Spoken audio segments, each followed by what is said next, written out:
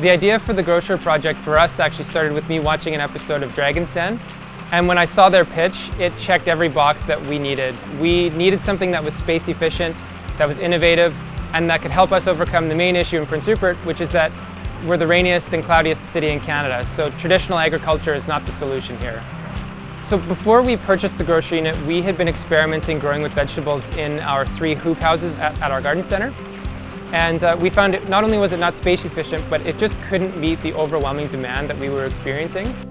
When we went out and started to do the research, we realized that the Grocer was not only the most space efficient, but was the most innovative in terms of the technology that they were using to produce as much local food as you possibly could in only a 40-foot shipping container.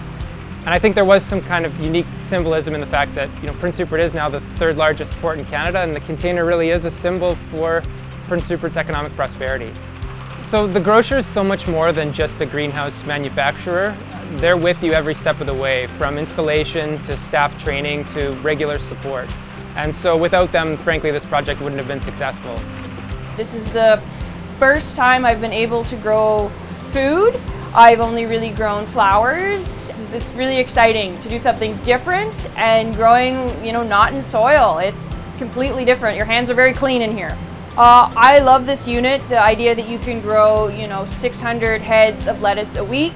That head takes only 5 weeks to grow. So I'm experimenting with different varieties. I'm picky on what I grow. I need good germination. I need it to be large quickly. So I get to play with a lot of different varieties. This is next week's harvest. So we'll harvest this rack on Tuesday and give it to our subscribers on the Wednesday, and then this side I will harvest on the Thursday and give it to our subscribers on the Friday. So it's a lot of fun to experiment. I have more seeds to experiment with actually too. I'm trying to get lots of purples and reds and make it a lot of fun. We were hoping to get 50 customers on a weekly subscription, but without any advertising, we had 140 people on our list within a week.